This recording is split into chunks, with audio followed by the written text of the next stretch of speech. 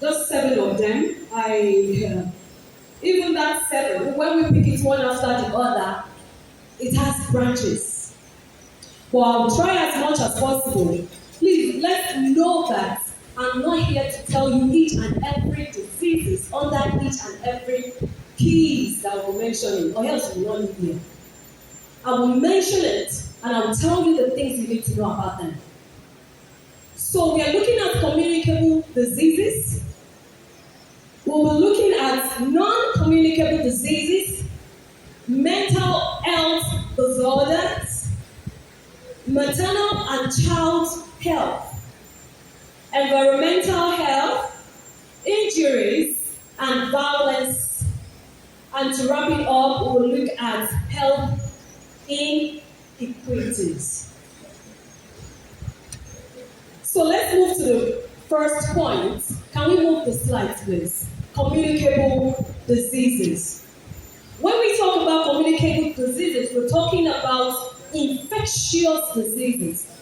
Communication. This is this part now. When you communicate, that means you're passing an information from one person to another. Now we're talking about disease. That means the spread, if it has to spread, then it is infectious. When we talk about being infectious, we talk about something that affects someone here and can still affect the person sitting beside the person. So, infectious diseases, they are communicable diseases that can be viral. We call them pathogens. They can be viral, they can be fungal, they can be bacterial. We call them pathogens, and sometimes we also have parasites. Some people just say, you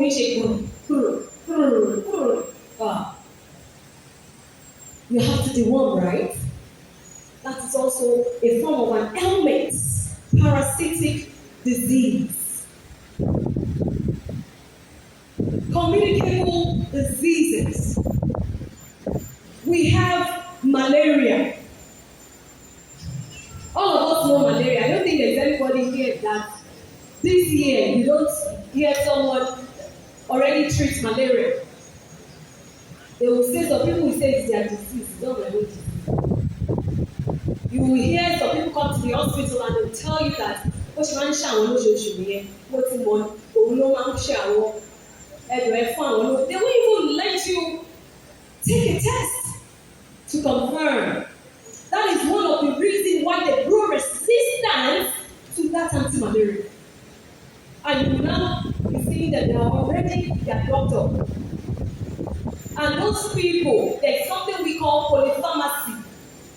If you go to their house, that drug lion, they are not treating any illness, so they don't have diabetes, they don't have hypertension, no cancer.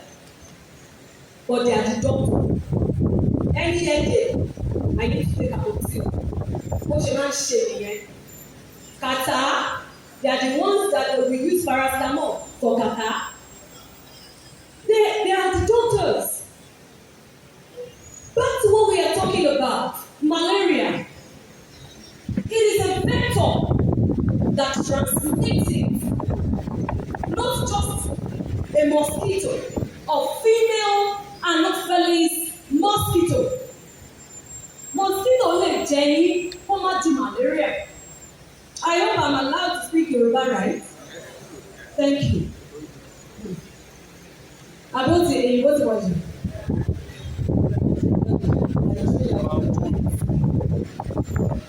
You can be beaten by mosquitoes and you won't come down with malaria. Some people will tell you, I want your hospital since morning.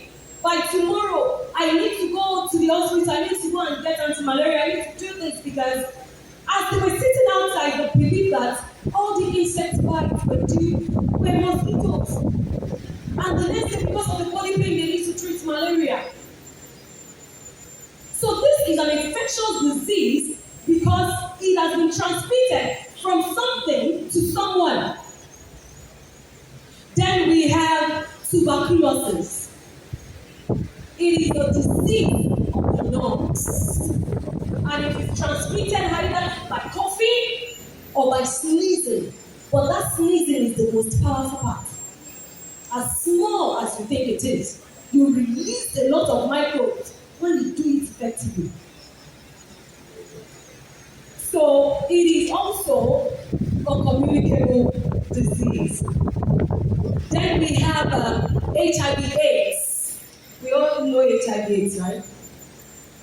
Right? We don't. All right. It is also a transmitted illness, which it is being transmitted through an unprotected sex.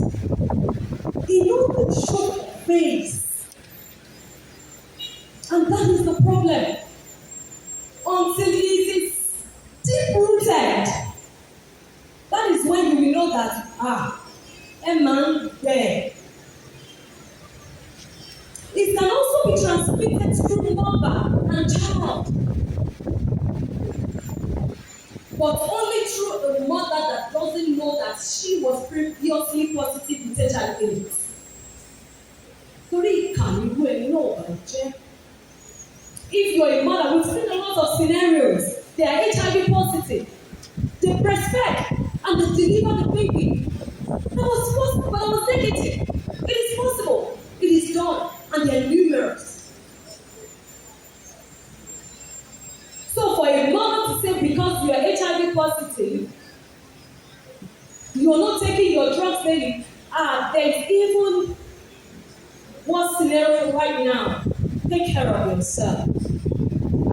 We are expecting the out-launch of HIV/AIDS. Because right now that UNICAF, they are not sponsoring it. I organized an outreach yesterday. Then I want to procure an HIV kit. Then HIV kit, usually when I do the outreach, I have community testers. They come, they test them for free. That was their job. But when they're going, you can just give them 1 or 2 things to appreciate them. But on this very fateful day, they told me to get just 100 strips of HIV testing kits. It is 150,000 naira. So people are even saying it is 200,000 naira. Now tell me, when it is no more free. These days that we are still begging people, go for your health checkups. How will they afford HIV testing? Don't forget, this day is not the show of faith. You need to protect yourself. You need to protect yourself and take preventive measures. It can also be transmitted through exchange blood transfusion. That is why before you are being transfused, but eventually there is need for it, they will run a test to check if there is no syphilis, if there is no HIV, if there is no hepatitis, if your blood volume is okay, things like that. So those are few ways, as long as you are exchanging secretions, we are liable to have it. So those are few communicable diseases that we have. There was a time late last year, we have an organization from Ministry of Health that all they do is to help people free management for tuberculosis and all that.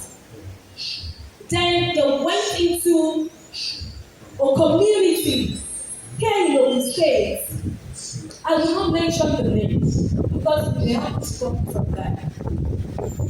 Upon getting there, they did a free Chester strip for as long as you're willing to come. A free Chester strip. And at least I can say they screened like 80% of the public. Then out of those people, 100% of them, 80% came out to be TB positive. A community, is that not a disaster? When you know that testing is free, all you need to do is to produce your sputum. It is free. Just as spray. It is free as long as you know that you've been coughing. Sometimes tuberculosis is dangerous. You won't cough. You start coughing. The first week you're still coughing. Second week you're still coughing. Get tested. Don't go to the nearby pharmacy because it's a dangerous health disease that kills. Let's move on. To the end of the slide, we have hypertension, we have diabetes, and we have cancer. I just trimmed it down to these three because I don't think there's anybody that doesn't know about this thing. Knowledge about it, and information is the key. Now we are giving us the information, and what you need to do about the information now, it's your habit and your attitude to that information that you have. When we talk about non-communicable diseases, I said they are chronic and they develop quite slowly. Anyone that you see coming out so fast, for example, you have maybe we have someone with hypertension. It is a genetic illness. When we talk about it being genetic, I'm talking about it is in the blood. So when one's mom or one's dad has it, you may likely come down with it. And when you come down with it, it also depends on your behavior, your attitude, your lifestyle. Are you active? Are you not, having a sedentary lifestyle? We know some of us, our job has to do with just sitting for a long time. Are you intentional about taking care of yourself? After all, even within the work hours, we all have attention. As long as you do your blood pressure and it is above 140/90, it is hypertension. But that doesn't mean you're going to start medication. But if that is your first time of doing your blood pressure and it is reading 160/100, start your medication immediately. Only if you want to kill yourself. I know we love ourselves. But when you're still having 140/90, then we start introducing lifestyle modalities to you. Then we encourage you to do more exercise. Then we encourage you to watch your food, reduce cholesterol, reduce salt intake. As long as it is not more than that. But when you keep repeating it and it's still not going down, please see your doctor. Because you may think the hypertension is only in your heart. It can hold your lungs. And it is so friendly with the kidney, most importantly. Because suddenly, when your blood pressure becomes uncontrolled, you will start seeing your legs getting swollen. When it is just one leg that is swollen, that is not hypertension. Then you look into maybe you step on something, maybe you eat your leg on something. But when it is both legs, it is either your kidney or from your heart. So please, let's take care of ourselves. Hypertension is real. Then we have diabetes. Now we are talking about type 2. We have type 1 and type 2 diabetes. That type 1 is mainly for children. Yes, children do have diabetes or sugar. It is also genetic. That is when you may think you are the only one that needs that general body check-up. When last did you check your children? You're diabetic. When last did you take your children to the hospital? A test one. I hope, because that type 1, from 4-year-old to 14-year-old. Type 1. Then we have type 2, from adolescents. Actually, it is rampant in from 40-year-old, but from 15 to 40, it is type 2, they can have it. And when we talk about type 1, type 2, we are talking about insulin dependence and non-dependence. Those type 1, you can't give them oral medication, aberrant. And that is how they will keep using it. But that is why the pharmaceutical companies keep coming out with different type of injections that when you prick yourself, you won't feel it. We call them nano needles. I am a Methodist, so I don't think I'm in any way strange. I want to believe I am all. Okay, so I'm also a senior medical officer in State Hospital Abeokuta, and I am the medical advisor in Egba's Diocese in Methodist. I'm not supposed to be the one taking this presentation today. It has to be taken by Dr. Mrs. Inkalambo. But due to one thing or the other, she couldn't make it. So she reached out for me to help out and take the lecture. So I hope and I pray I'm going to communicate that which God wants you to hear concerning the health in Jesus' name. Amen. Okay, so the topic that was sent to me for today's lecture is important issues on health.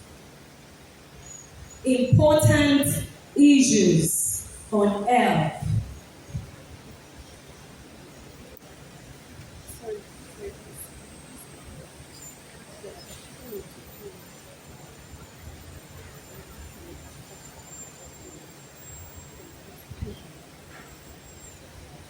All right. So the topic is important issues on health. So today, at least by the end of this, thank you. All right. By the end of this lecture, I expect us to. All right, thank you. Okay, I won't mind if you can be holding it a bit for me to read from here, because I brought my laptop, but this won't be holding it down for me. So if we can increase the font, I'll appreciate it. So by the end of this lecture, I expect us to be able to identify. Will you use this place?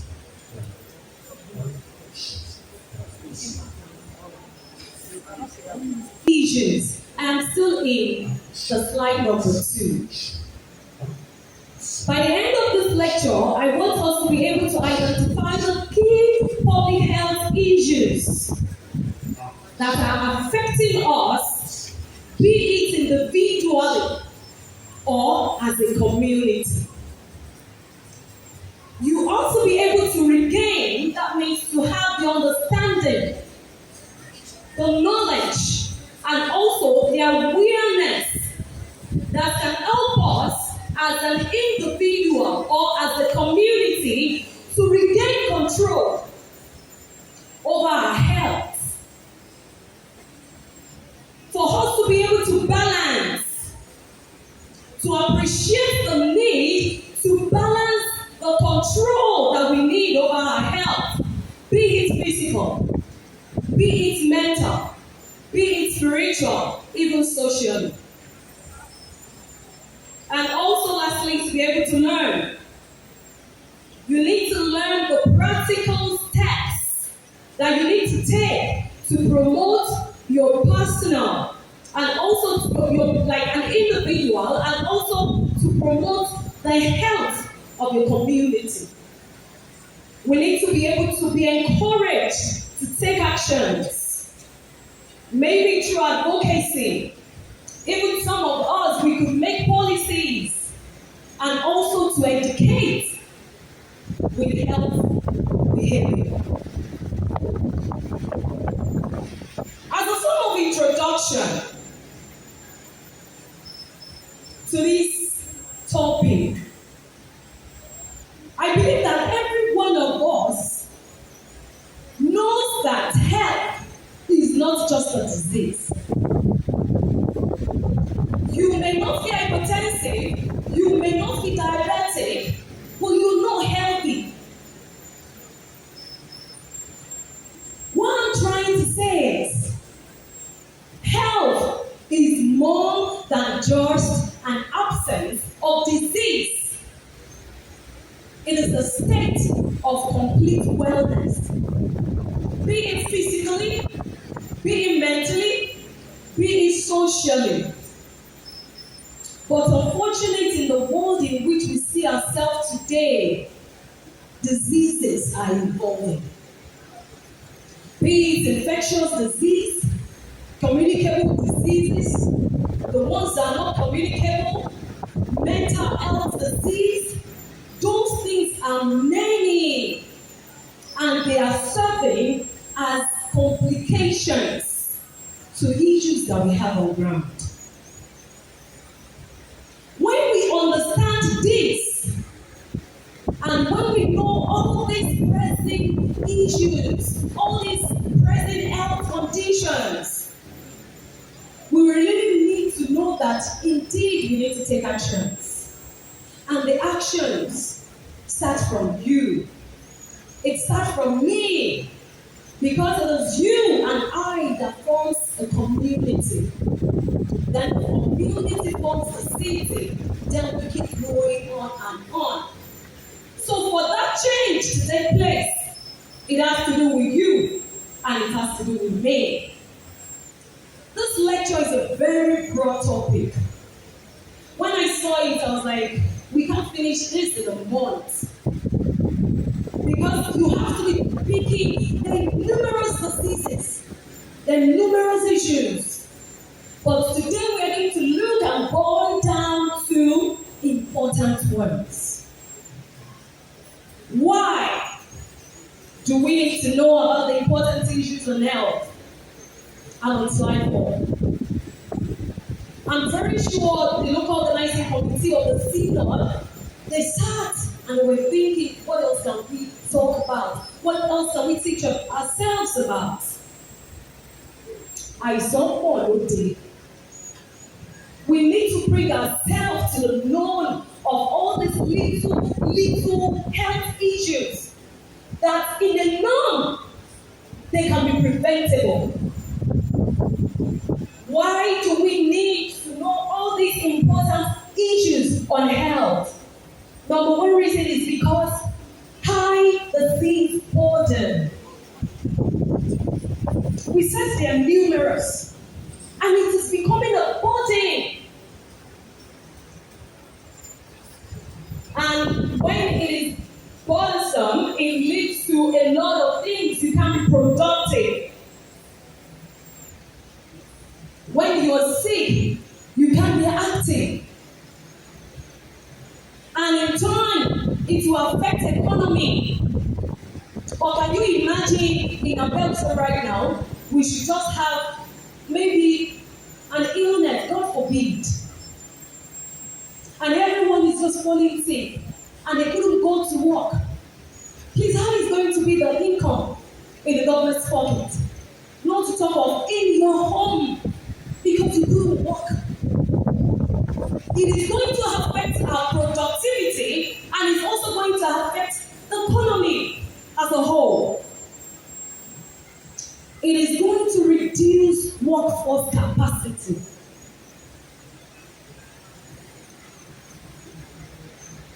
Preventable illnesses are still spreading. But with the right information and the right attitude to these information that we have, we will go a long way. Some of us, we have the information, but our attitude to the information in which we have, it is what is still putting us where we are. We call ourselves personnel. And we will still see the same health personnel trashing things from hills or cars to the main road. They are not doing what to preach. Our attitude, our habit to what we know, to the information in which we have in our capacity. Preventable illnesses, they are spreading. Let's imagine, for example, if there is outbreak of cholera. We just overcame one. You may not know, but it's still around. When you can just prevent cholera by having a clean water. Preventing before it leads to any form of complications. I'm still telling us the reason why we need to know about these health issues. Then we have mental health also being neglected. A lot of people, we neglect our mental health. We overthink things, and sometimes we don't really think it is important. But the fortunate thing is, it is your mental health that keeps you going, not even your physical, even though it is part. But when you are not mentally stable, you can't be composed. No matter how physically stable you are, we neglect our mental health. And sometimes we over-spiritualize it. As a member in the church, as a worker in the church, you saw the person drifting behind, going into his or our own shell. But most people think about is he or she is spiritually weak. But what indeed that person needs is psychological support.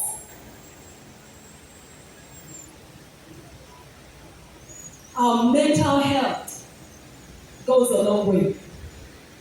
Then another reason is vulnerable populations. They are mostly affected because people that are healthy, people that are well-to-do, we always get their way out. But when we talk about these vulnerable populations, we are talking about ages at the extremes. We're talking about the children, we are talking about the elderly. Now we talk about the poor. The children, especially the newborn, what do they know? They don't have any immunity to fight anything. Don't forget we're still talking about health. They are still struggling. They are easily prone to early illness. The extreme ages, the elderly, they are prone too. Because Egba,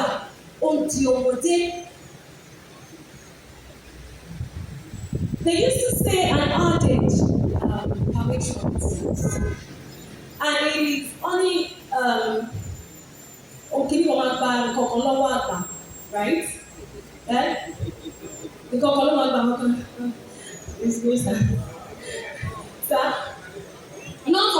Not the old or whatever. I'm talking about Egba. Like it's something the elderly living something off. It is not only about money. They live a lot of things off. How active they are. The older you get, the less active you become. That makes them vulnerable. Then the poor, the time for them to go to the hospital when they need to, they can't. They're vulnerable. That is why we have a lot of diseases, especially malnutrition in children, because they lack nutrients. They are vulnerable populations. And now it is a global health threat. That is when we talk about pandemics. That is when we talk about if also rain, it is not raining. There is a climate change. There are side effects to our health when all these things are happening. When we have cases of antimicrobial resistance, that means when you're resistant to a particular drug. Now we know doxycycline, all those far gone medications, antibiotics. But when you use them now, sometimes they don't work as you want. You leave that generation, you move to another generation. And we are losing the effectiveness of those medications. It is a problem in health. Because the higher you go in pursuing, in buying more expensive drugs, the more you spend. Why would I have this kind of infection or this kind of illness and just still will not work for it? Because we have overused it. And we are growing resistant to it. It is a problem. Because the pharmaceutical companies will now have to sit down, let's repoint, let's rethink, what can we do? It is a global health stress. I know recently, you could remember, there was one that happened. It was a pandemic. Can we remember COVID-19? Not so far. Can we remember COVID-19? It taught us a good lesson, but how many of us are still using a mask? It has gone. It has not. It has not. Because we are still seeing some few confirmed cases. As long as you're coughing, just use your mask. How often do we wash our hands? Because indeed, this is the driving force. This is the car that takes everything to our system. Indeed, it is airborne, but it is also droplets. When you sneeze, you drop something on the table. You may not be the one to suffer from that which you dropped. Maybe the person that is going to sit on that place. How often do you wash your hands? So all these things are leading to global threats. But when we have knowledge about it and a good and positive attitude, those two, they are the powerful tools that we need in preventing all these health disorders. Am I communicating? I hope I'm not talking too much. Am I communicating, Tori? Thank you. Now moving away from why we need to know to indeed what is the definition of health. We are talking about health issues.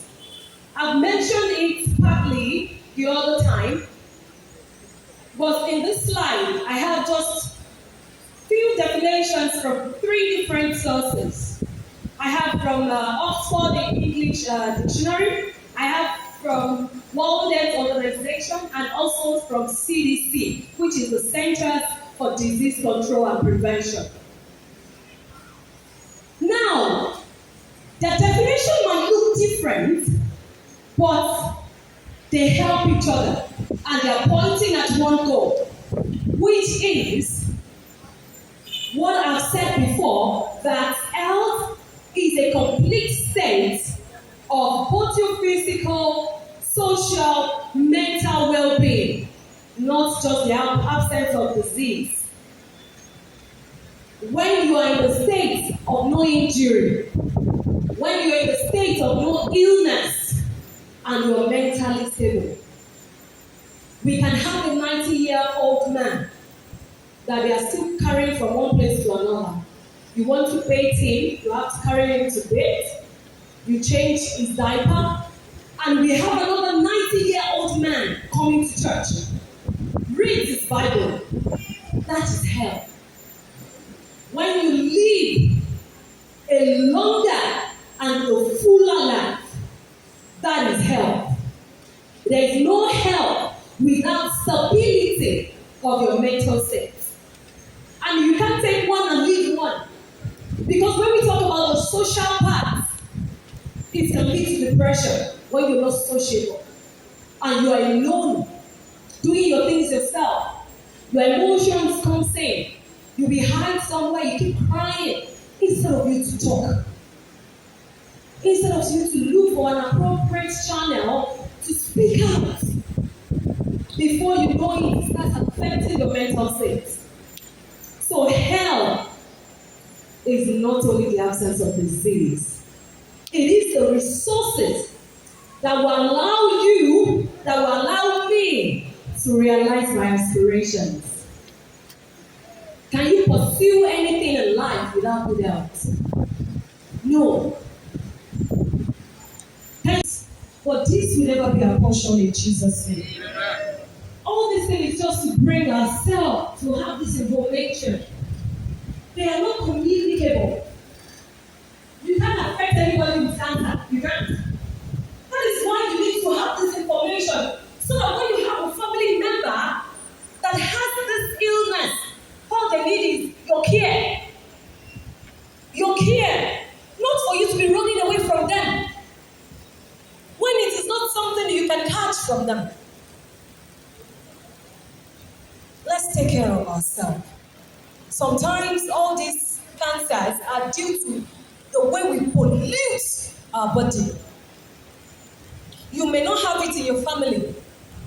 I have, now had a 70-year-old woman, healthy, suddenly started complaining of chest pain. And after the chest pain, it was getting difficult to breathe. Then before you know it, go and do chest x-ray. We started seeing some unclear focuses. X-ray, it led to chest CT. Then we noticed that there is a cancer in the lungs. And from the lungs, it moves to the spine. Those things can be, they have stages. They have stages. And it depends on your stage. As I'm talking right now, I have someone that 2 years ago just noticed that the breast became so hard. And when I saw it, already having dimple all around the breast, and immediately all I could say is, why did you wait? What is it? Àwa mi nígbà mi a máa lẹ́ni tó lọ sàn, lẹ́ni ní mo sàn a máa mú kíkan. You have someone you can talk to, you have someone close to you, but you will not go out and talk. But the point from here is, immediately we confirmed from a fine needle aspiration cytology that is cancer. Immediately we remove the breast. Till now, I'm talking about 2 years ago. She took her chemotherapy. She is healthy. As of yesterday, she traveled out. A cancer patient. This is to tell you that your presentation matters a lot. When you present matters a lot. It determines the outcome of the illness. We can keep talking about these things. Then we'll talk about the epidemiologist. But we will not leave here. Then we have another form of health issue, which is the mental health disorder. I've mentioned this a bit. I'm not going to dwell too much on it, but I just need us to know that this mental health disorder affects our personal life. It will make you think poorly. It will affect your mood. You may be seated. Suddenly, you're smiling.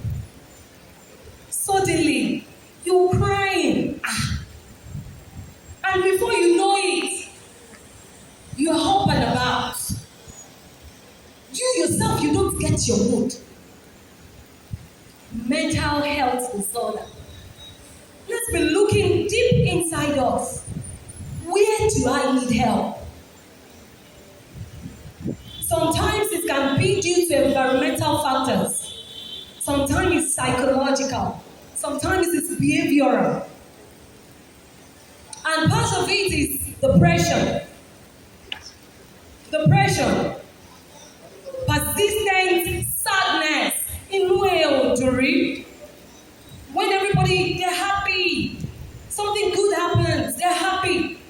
It is not what you want to do. But you just notice you are just sad. You're not happy. Not because you're not happy for the person. But it's not just coming. It's not flowing. There's a problem. You lost interest on things. And you easily get tired. Even when you're not doing anything, you're tired. All these are alarming signs that will lead to depression. Then we have anxiety. When you excessively worry, you just worry for no reason. All these things can affect your daily function, and it builds up to cause an anxiety. And you no longer believe in yourself because you believe that no matter what you do, you're going to, because of the clumsiness, you're going to flop it up. You don't believe in yourself anymore, and whatever you want to do, you think twice about it. No confidence. All because you keep worrying. And it's built up to be an anxiety. Then we have substance abuse. Until I use this drug, I can't get myself. I won't be able to complete this job. This job, it is much. First, I need to drink that thing. I need to cut a sachet. All these things, when you're living on it, when you think you can't do without it, be it sniffing, be it drinking, be it swallowing, then you are abusing it. Don't misuse drugs. Don't misuse drugs. Alcohol, because sometimes when you depend on it, then there is problem in you. That being said, we move to maternal and child health. Maternal and child health. Here we are talking about the health of the mothers before delivery. When you're pregnant, before delivering, and after delivering. Prenatal care.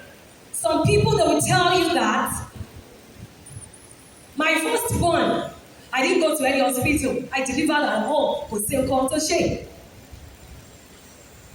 Then the second one too. So we are now pros. Last week we admitted a baby. She was delivered in a church.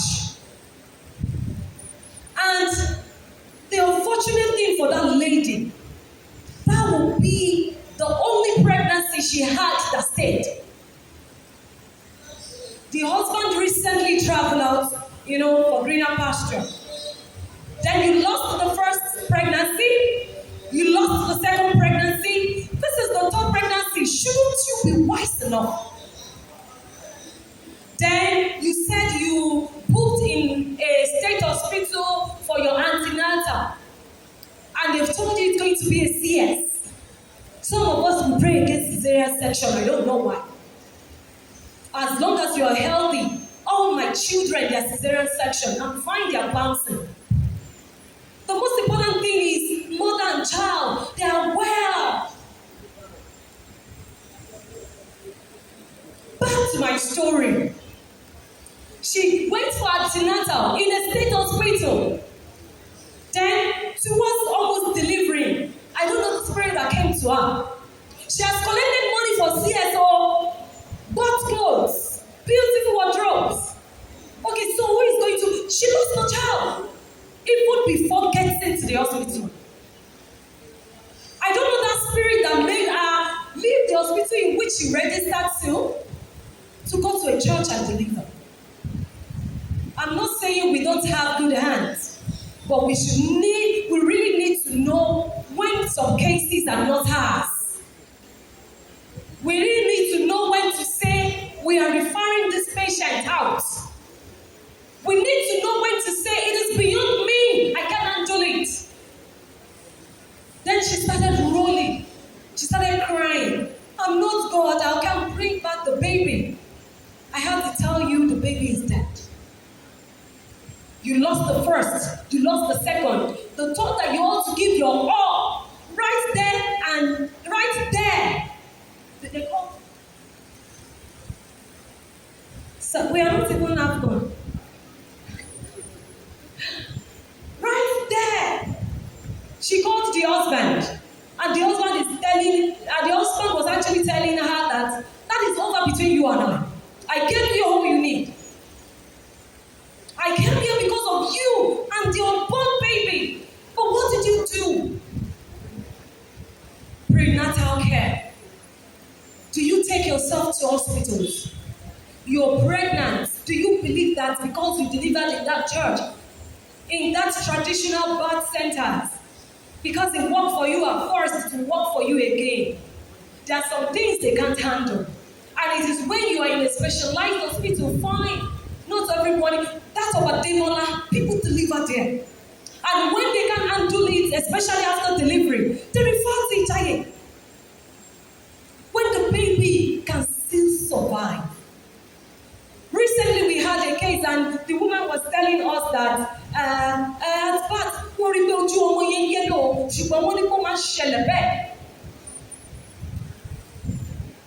when they brought the baby after the third day, the baby cannot suck, the baby is not crying, the baby was weak because of what you gel.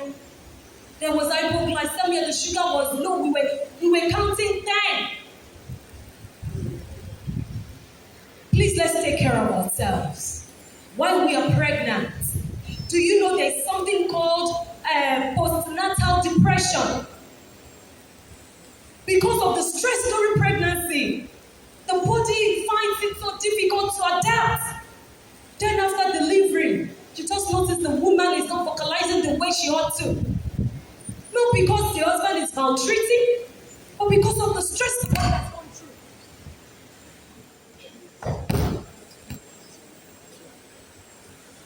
Postnatal depression. This is all just telling us to take care of ourselves. We are talking about the maternal and child health. I think I've been able to flog the maternal part a bit. While you're pregnant, take care of yourself. After delivery, take care of yourself. Some people, they don't have people staying with them after birth, but they act as the mantle. Realize yourself that you can't do it all. If the house is going to be dirty, let it be dirty. Take care of yourself. Take care of your child. Then we have the child's health. We have a lot of children coming down with malnutrition because they are not getting the necessary nutrients that they need. Recently, we had a 3-year-old that we admitted, and a 3-year-old looking like a 6-month-old boy. And I wonder what happened. But in a way, I answered myself, sometimes it's poverty. Please, let's move on. They've given me just 5 minutes. Let me try and just move on. Then we have environmental health. This focuses on environmental factors that affect human health.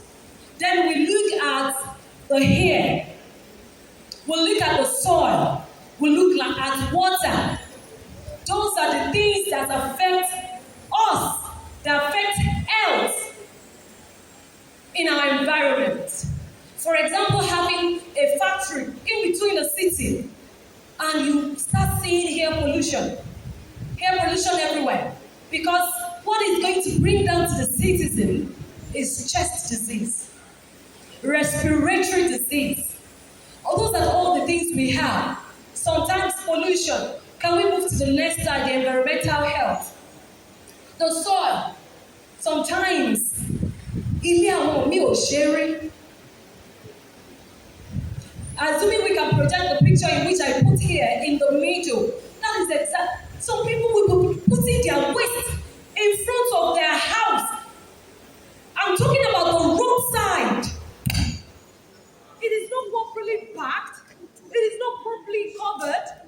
And it will be exposed right in front of your house where people are passing. They have the confidence to put it by the roadside. Our health, environmental factors that affect our health.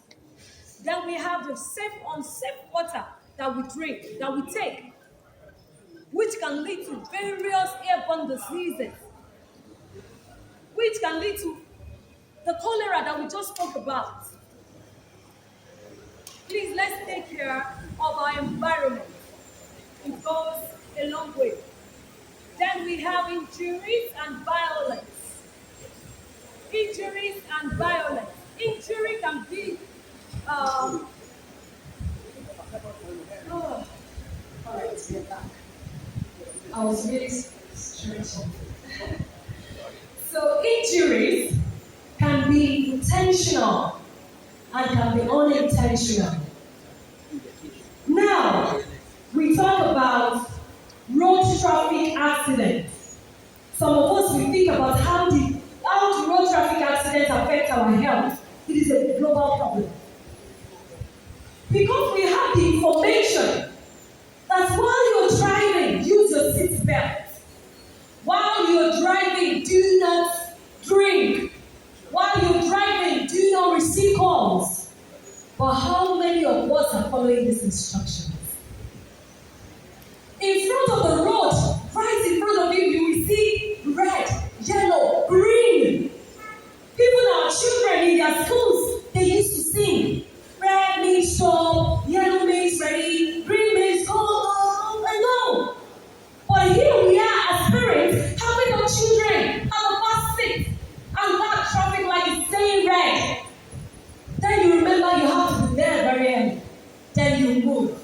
While having your children, what are you teaching them? Just last week, right in front of me, we waited for the traffic to turn green. While it was red, the car in front of me took watermelon. You know how thick the back of watermelon is? And the person dropped it by the roadside. Like this half on the roadside. I was pushed to come down of the car and pack that thing, drop inside the person's car. But immediately it turns green. And it was the traffic. I started trying to trace the person, to tell the person it is wrong. But lo and behold, she speaks too. What are we teaching ourselves? What are we leaving for our children? All these things that once caused road traffic accidents. Are you following the instructions in which you know? The information you have, are you following them? Are you putting them to play? Then we have domestic violence. It is also a problem. I'm not going to flog that. Because God says we should love our neighbors as ourselves. Sometimes we may think we marry our friends and we get inside and see another way around. But why not ask for the Spirit of God to direct you? How do I handle our God? Or how do I deal with Him, God? This thing is beyond us sometimes. But I'm not going to flog that part. That is not the topic. But it is one of the global health challenges we are having. Then bonds. Some bonds, I've seen the patients that came that bonds herself with hot water because of money from the husband. Intentionally. But should I now say you should not bond yourself? I don't understand. You're inflicting pain on yourself because you want something. That is not. Maybe we should check our mental state actually. Then we move to health inequalities. I'm sorry, I'm rounding up. I have few slides left. I'm so sorry, sir. Then we talk about health inequalities.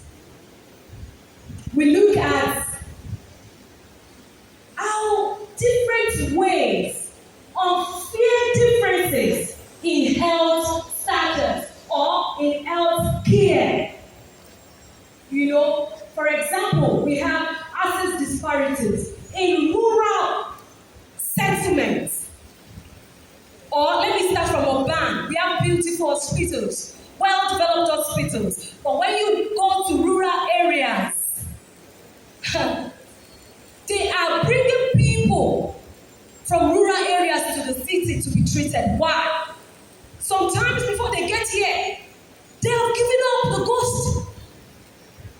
That is the disparity. It is wrong because they even need it more down there than here.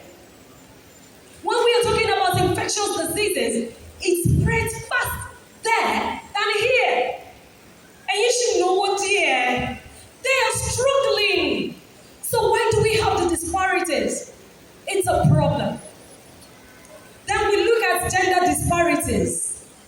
There are some women, they don't have access to health care when they want because of their religion. You can't go out, you can't do this at that time. They don't have the willpower to do what they want to do. They have to wait for someone to come to take them before they could leave the house. Then we have the man. The man cannot seek for mental care because you think, oh, she's the almighty man.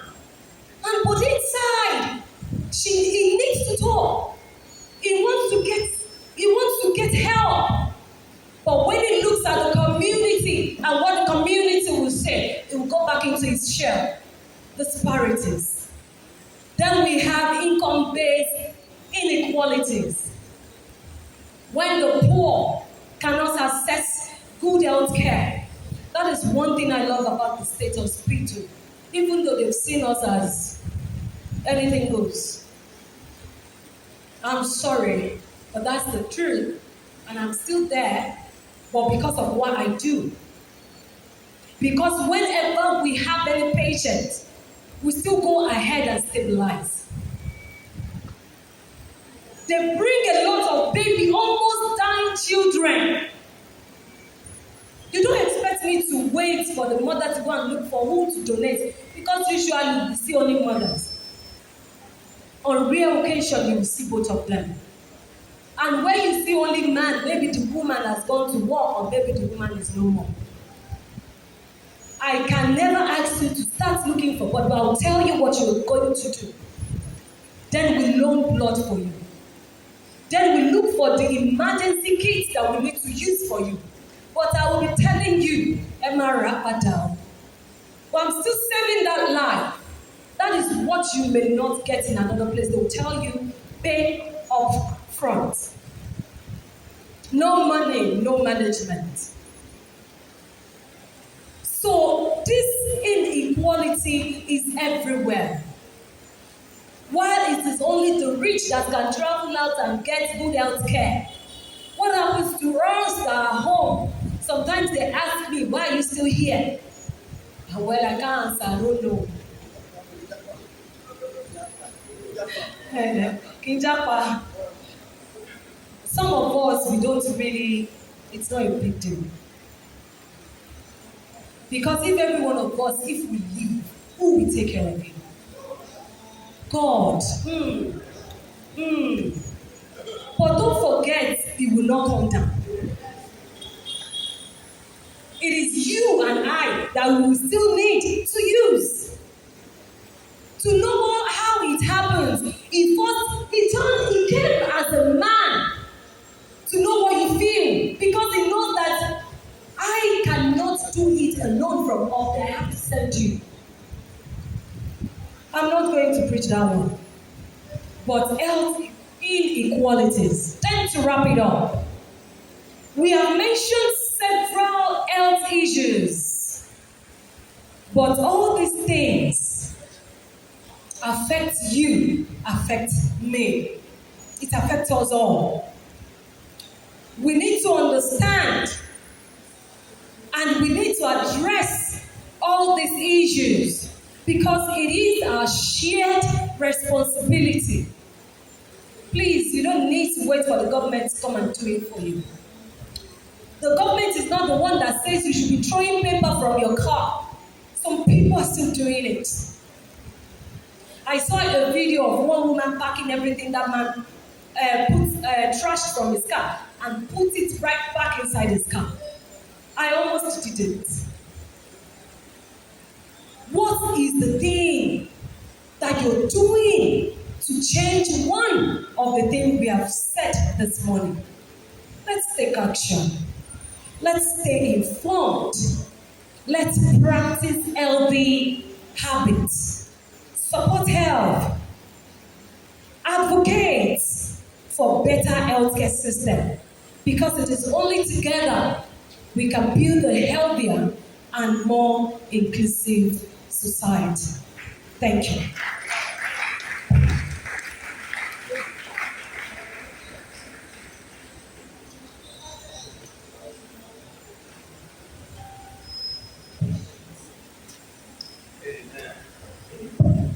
Thank you very much.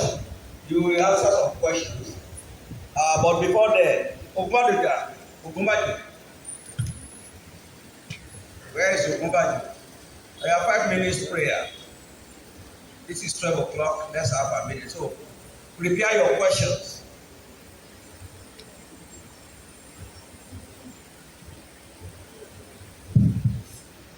Or what he did in our lives yesterday, and what he has started doing since morning. Let's appreciate it. We lift your name higher. We lift your name higher. We lift your name higher. We lift your name higher. We lift your name. All right, I can come. Who is going about with the microphone? They are supposed to be. It has to do with environmental health. We know in Nigeria that we are still battling with malaria. And one thing about us is that people will just tell you, we need small malaria. In Nigeria, I'm going to talk about small malaria. But I discovered that of recent, we have a new species of mosquito out there. And it seems nobody is paying attention because the species of mosquitoes we have now, they are so tiny that you hardly see them. They even penetrate the mosquito nest.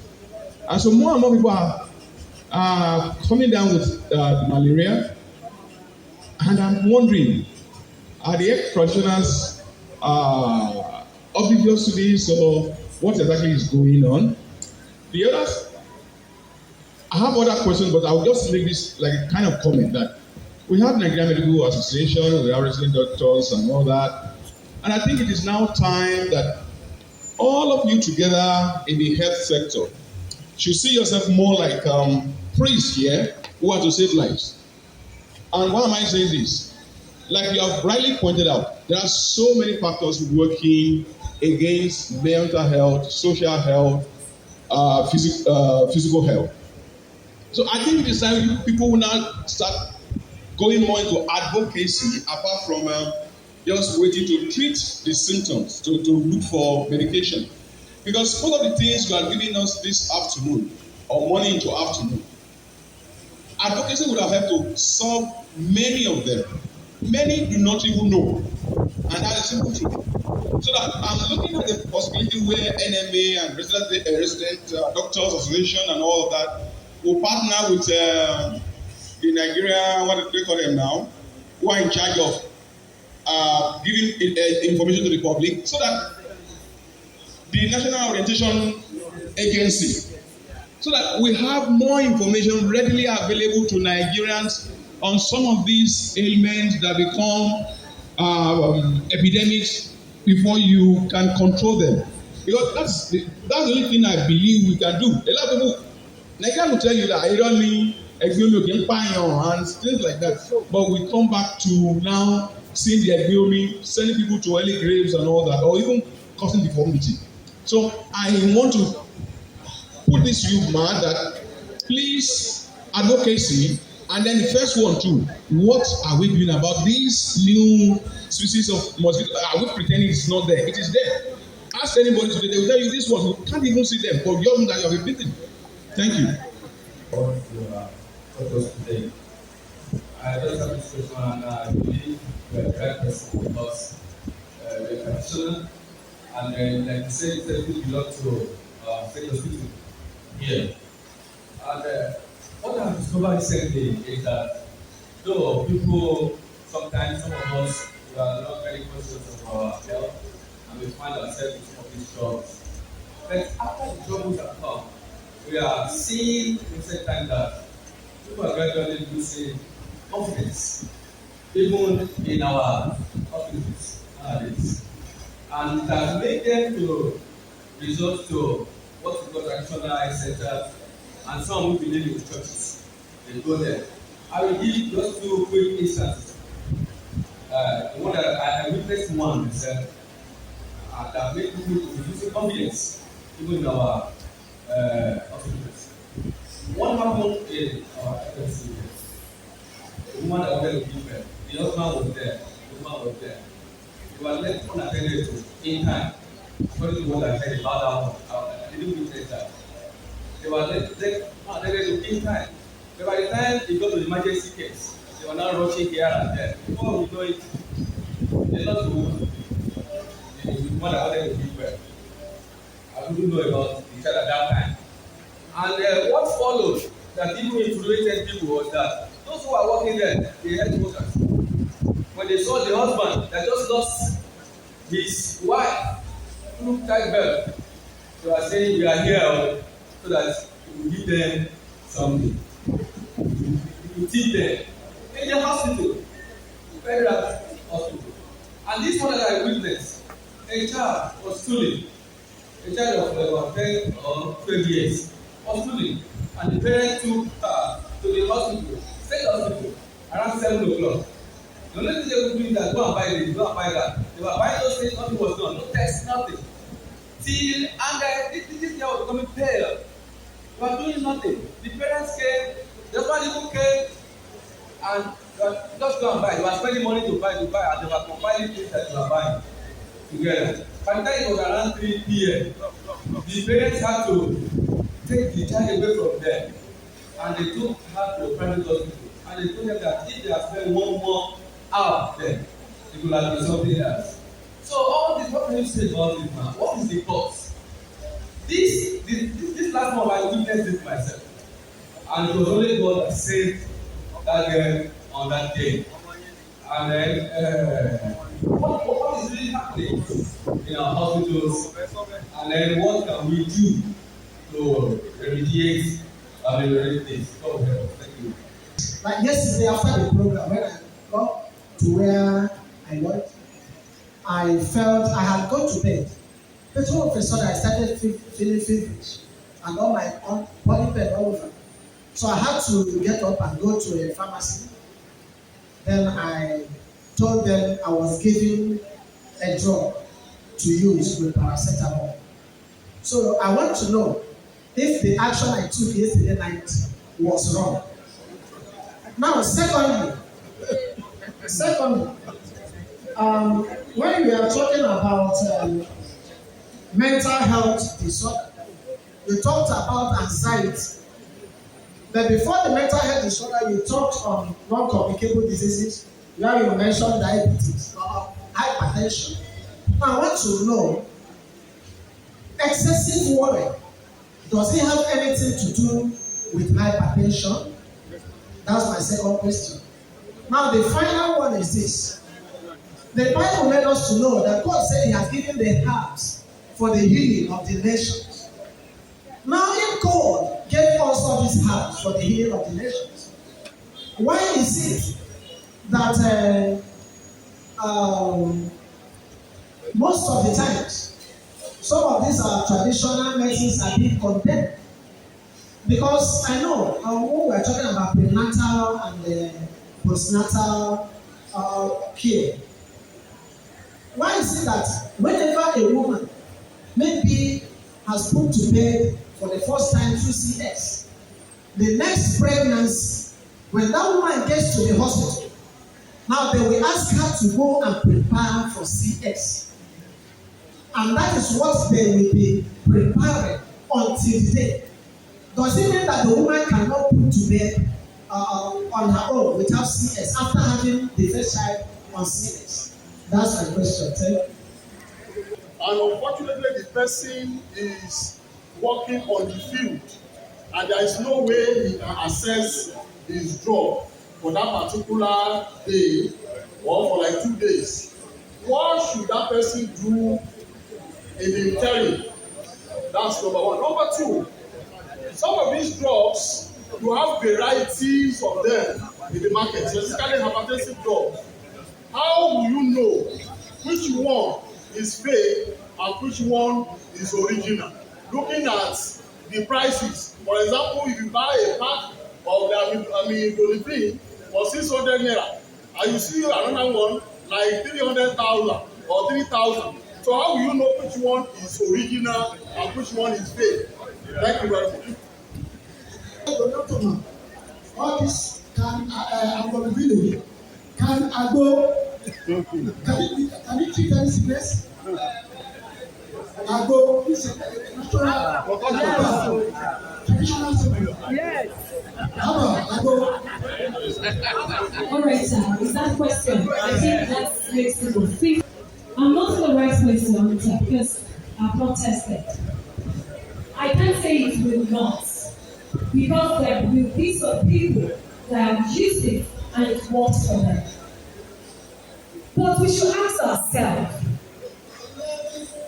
what are the doses that you're using? How do you quantify it? I think those are the problems whereby they need to put it aside. Because sometimes, some of them, I think the problem right now, right here is this group of people that knows how to do this herbal thing. They have their thing, but they don't want to expose it. Because they believe if you know it, you will know their secrets. It doesn't happen like that in the medical field. They will come to you and you will tell us, our drug contains this, our drug contains that. It will make us know the side effects we are expecting. That agbo cures or not, I may not be able to say, but I know that some people will have used it and works for them. But how do you trace the complications? I think that will answer. Then, how do we know the fake and original? As long as it has not expired, number one. You can't use the price to determine. Everything is due to your pockets. When I practice holistic management. And when we are talking about holistic management, when you're taking care of patient A, even though you have the same complaint with patient B, you may not necessarily use the same thing. Not even in terms of the complaints in which you bring, but in terms of your pocket. When I know you can afford it, I will let you know there is amlodipine of 600, and you can get amlodipine of 3,500 for one sachet. I will let you know. But that doesn't mean it will not work.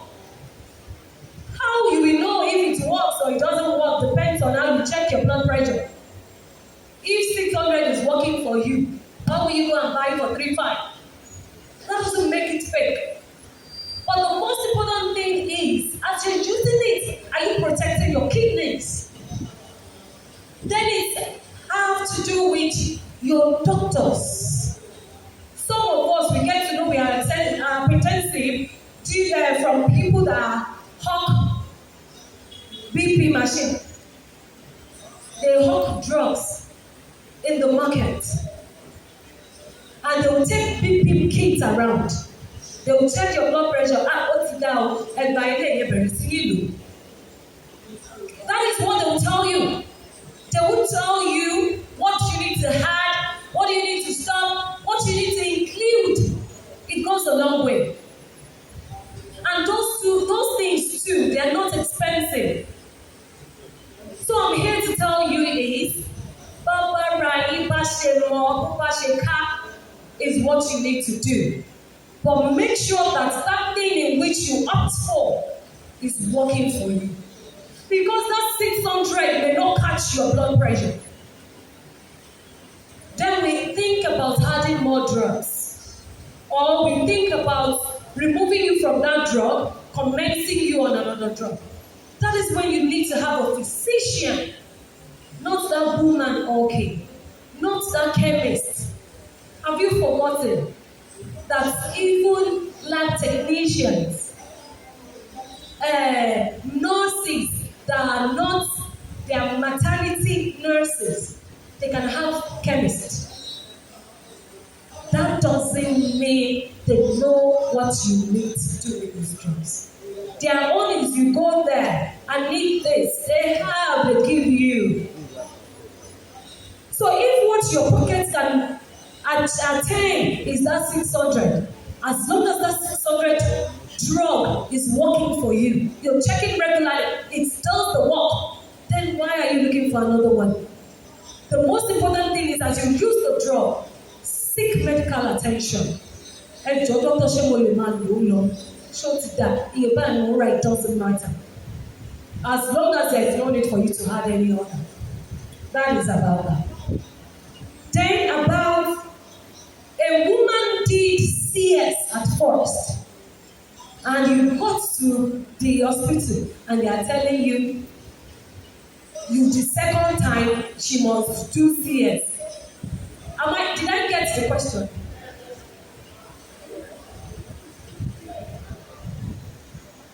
What can you do? Maybe you went outside the station, you stayed for 2 days, you forgot your number one, you shouldn't forget. You should have your drug even inside your purse. You have one at home. You have in your car. You look for a place on your bike to hide it. By so doing, it goes around. But if it happens that you forgot it, look for a nearby. Always know your drug. Always know the name of the drugs you use. Or you can go, or you can call home. Tell them in the pharmacy, or there's no pharmacy around that area at all. There should be. It's inside the sea. The person we have to get home, just be praying with your mind that nothing happens while you are there. So I think that is it. But for adventure, you are in the area that you can get it. Just get filled and use. Then concerning the CS, it is not statutory that because you have done CS first time, you must do it second time. A lot of people did it first time and they are having their vaginal delivery spontaneously after. But the fear is, there was a cause. There is already an established mark. And when the tummy is extending, when the uterus is extending, when the baby is growing, that place has the tendency to get weak. So when you get to the hospital and you're complaining of tenderness, pain in the lower abdominal region, don't play with your life. Because it can rupture. And that is it. The patient will keep bleeding, then it will enter struggle motion. Now it will now be, let's save the life of the mother. And you have to do whatever you need to do with the baby. I want to believe that is one of the reasons. Because before you, sometimes they do plan them for, but some hospital, they see it as a source of income. We won't lie. Ẹ ti ṣe kìíní madam, ẹ má ṣera yẹn ṣe o, má ṣera yẹn ṣe, ẹ má rọra, ẹni wá dùn wọn. That's how we're talking. But we need to give you options. You can deliver yourself as long as these are still in place. But if you fall into labor, and there is even an iota of pains, there must be an indication for the second tier. It is not mandatory. That is what I need to say.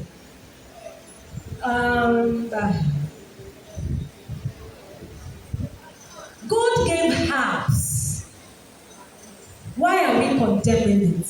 I don't think I condemned it. Some people may, but I'm not condemning anything. I don't think I have. I'm still going to say the first thing I said.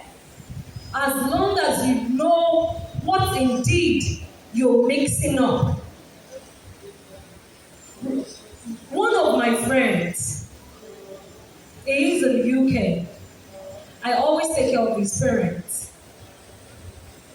Then few weeks back, like a month back, I was called.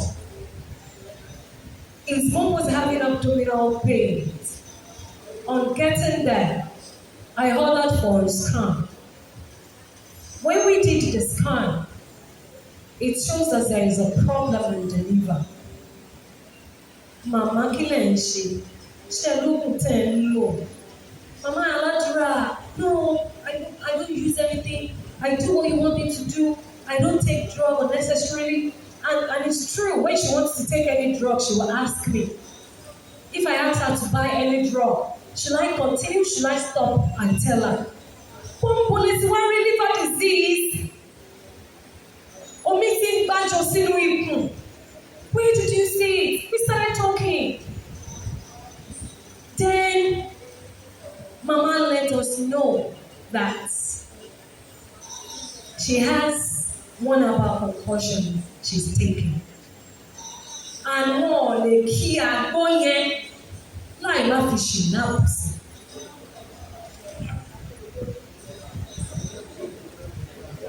And she has been taking it for months, years. She doesn't see that anything is wrong with it. It is taking your liver. Now, she is in end-stage liver disease. That is what you don't know. They will tell you, Omo kekere, we've admitted the baby. Agbono, they won't feel you. You're not gonna see. No more aspirate. The baby didn't survive it. Oh.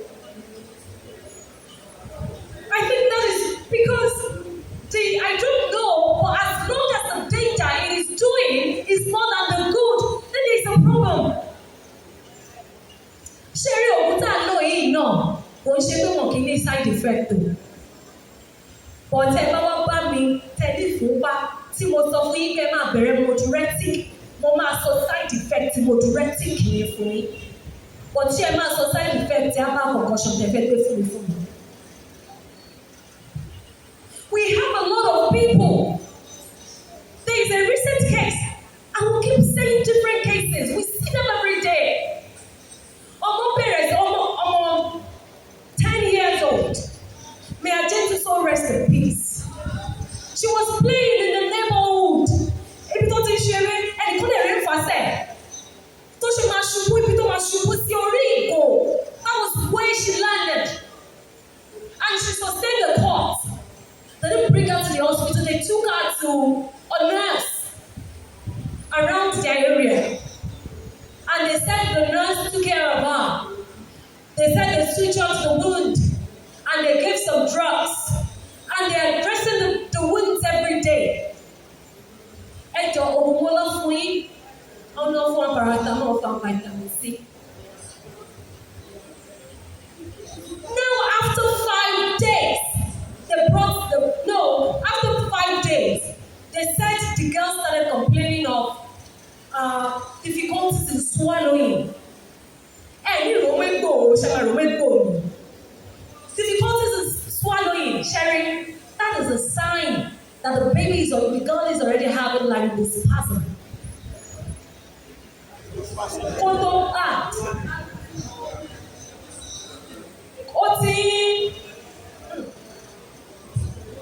Ẹja máa sọ lọ.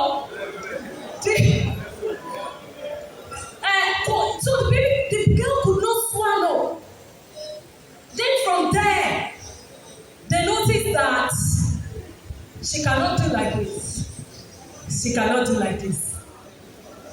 Why? Till the hospital, they took her to grandpa. Then when they got to grandpa gave her an herbal concoction. Then he used a cream to massage the neck. And the mother said, "Oh, feel better." One lolly. Upon getting home the next morning, when the girl woke up around 4 a.m. to urinate, suddenly she fell. When she fell, she started having spasms.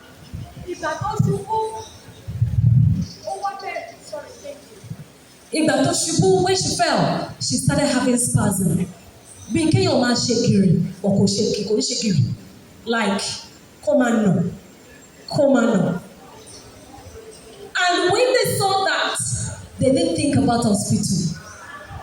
They took her to church. And when they got to church, their pastor in the church, their Olusho, they laid her down. They took an oil. They made some notes into it. Then they rubbed all through her body. Then they rubbed through her body. While she was still like this. And she still couldn't turn her head nor the jaw down. They gave her more concussions. They rubbed the body. And after they noticed that she slept, it's ratting more. When she slept, after like 4 hours, she started spasming. Then the pastor now said, What I make it renew? And what am I going to hospital? When they left the place, they did go to a secondary care unit. They went to a maternity home. Just to tell you all these things.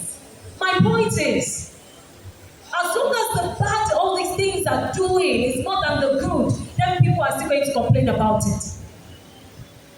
So it's just an advice. As long as you can tell me how so is this. It is used for high blood pressure. You have to use it this time, this dose, this milligram.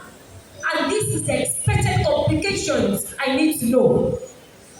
There are some hypertensive drugs that you will use and your libido will come down. When I know you're still sexually active, why will I place you on it? And you ask for me, then I will know if indeed you should continue your herbal medication or not. Then, does excessive worry have anything to do with hypertension? It's like a fire. It will help it come out very well. Yes, it's like the side effect. No, it's an indication. Because if you worry today, worry tomorrow, something you don't have power over, then if you have high blood pressure in your body, in your gene, then it will come out earlier than you know. So yes, it does. Okay, so you took an action. You were feeling feverish. Apart from feeling feverish, I think you said you were having body pains, right? And you went to the pharmacy and they gave you anti-malaria. I'm here to tell you that feverish feeling and general body pains can also be a sign for something else. But because in our environment, we have malaria as an endemic, it is prone to say it is the one. My first question, when you got to that pharmacy yesterday, did they ask you, when last did you treat malaria? Did they ask you, apart from feverish feeling, if I were the one, what I'm going to give you is paracetamol? Then if you came back I'm still having this headache. I'm still having body pain. I ask more questions, and I'll tell you, let's run the test. Because if it is negative, and when I say let's run a test, there are various tests for malaria now. We have the quick rapid testing and the microscopy. The grand star is microscopy. Because a lot of side effects, because this RDT nowadays is giving us a false negative. You may be having malaria, no doubt, but did you take the necessary procedure? At the same time, I don't want you to feel weak and not come for the Synod, the reason why you're here. But always let's take the necessary procedure. Even if it is RDT, there are a lot of people that even if you do that pricking for them, it can never be positive. But let them do microscopy, they will pick something no matter how small. So let's just try and follow the route of, I have a complaint. Can I run a test?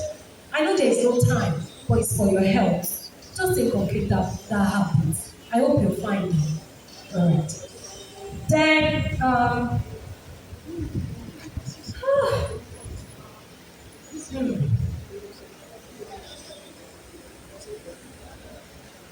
attitude, losing a pregnant woman because they didn't really take care of her properly, and you were not there when it happened. I don't really think I can say much about it because we were not there.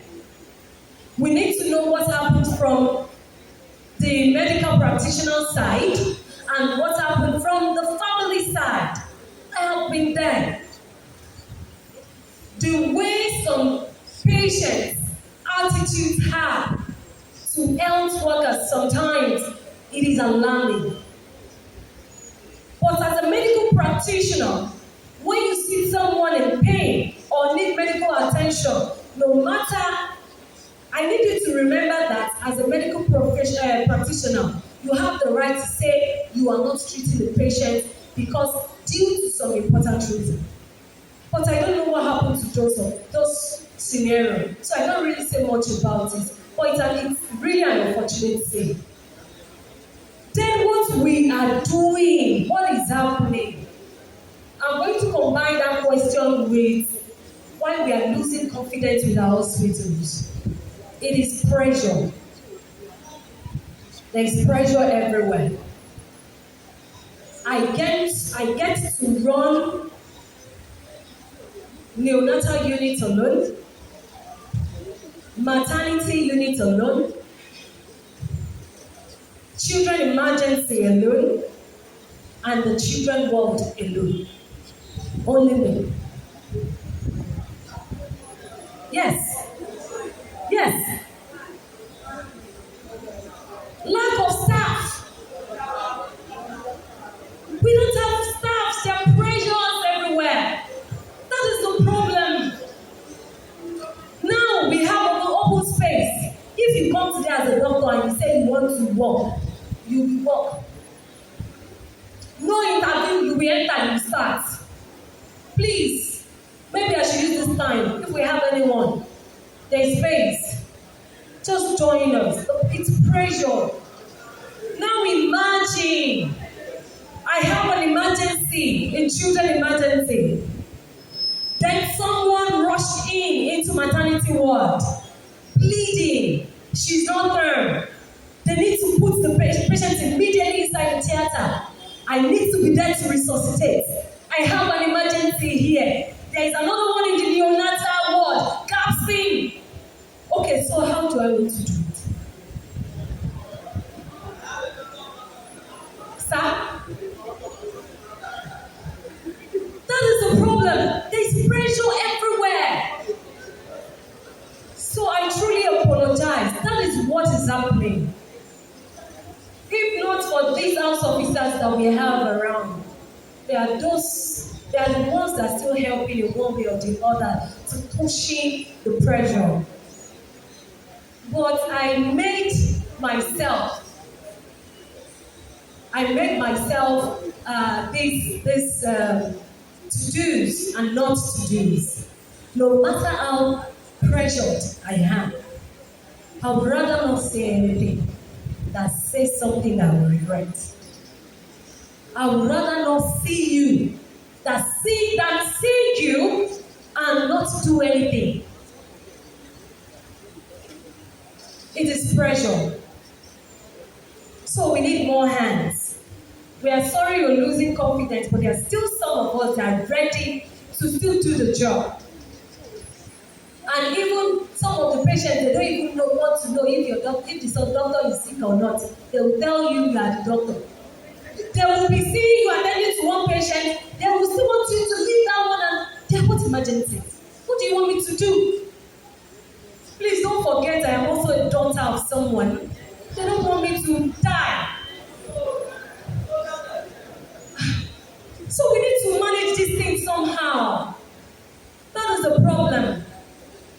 So it is still, that boils down to the first question, what are the medical practitioners? What are they doing? I am the PRO of Medical Women Association of Ogun State. I am the vice chairman of all doctors under Ogun State. So I understand where you're going to when it comes to advocacy. All these things, we have, for example, the malaria. We have World Malaria Day, we did rally. We went to radio stations. We shared flyers. But when people are still not acting upon the information they are getting, then there is a problem. That is why we are still saying that bringing us together to tell us about all this health issue is not for you knowing alone. Acting upon it as a body of health practitioners. We are still saying that a lot of people are traveling. How many do we want to do? We will keep striving. We will get tired. We will keep putting the information out there. They will tell you, all those people you're mentioning, you liaise with this and that, they tell you there's no money. What will you do? You have ideas, but there's no money to put it. They never have money, but they know how to get one and they need it for themselves. So there are a lot of things that are happening that's even beyond the association. When you have an association and you have a government that is ready and willing, not because, sometimes the person then may be willing to do, but to get to that person that is willing to do, it is war. So we'll keep trying in the health sector, and concerning that mosquito, they are here to live. It is just us that we need to ensure sleep. How many of us are sleeping under nets? Thank you. If they're nets, even the state hospital we have. But some don't, they'll tell you I have nets on my window. Don't you open your doors? Sometimes our kids forget to leave the door open. All those drainages, all those bushes, those are the things. We will see giant mosquito. Is it the tiniest ones you don't see? You will see the ones that are bold enough to approach you and they will see you. And instead of you want to kill them, you slap your face on top. But please, that is why in pregnancy we place our pregnant women on prophylactics. Because as simple as malaria is, it kills. Because before you know it, that fever, you think it's just fever, before you know it, the person will convulse. Before you know it, it is loss of consciousness. And from loss of consciousness, the person sleeps to death. Just from simple malaria. I think we just need to pray that God should help our country. Thank you so very much.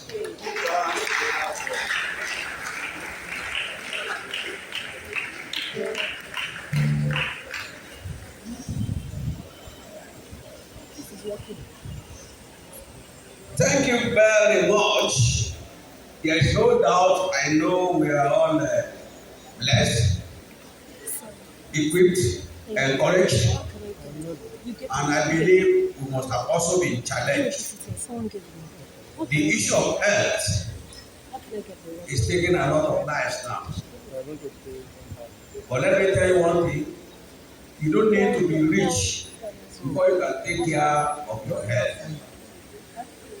There are minor things we can do that will help us. And I pray God will help us. Remember, we don't have enough nurses and doctors again. And it's not everybody's problem. Like I read in my church yesterday, I said something about healthcare. There are many things. So let's pray for our sister, Dr. Mrs. Bagwe. Let's pray for her that God will continue to strengthen her. God has used her in our midst. Let's pray that God will reward her bountifully. That the grace of God will be sufficient for her. That the purposes of God will come to pass in her life, in her family, and even in her career. That she will not diminish. The Lord will continue to energize her. The Lord will give her the grace to perform excellently, even in her career. We pray that she will not be weary, she will not be tired. That the Lord will continue to strengthen her physically and spiritually. That the grace of God will be sufficient for her. That she will live to testify the goodness of the Lord and continue to enjoy the power. Thank you, Heavenly Father. We pray that you never leave your daughter nor forsake her. Your grace will be sufficient for her. She will need to testify your goodness. It shall be well with her and her family. You will continue to upgrade her, uplift her, and support her in her career. In the name of God the Father, and God the Son, and God the Holy Spirit. Put your hands together for her.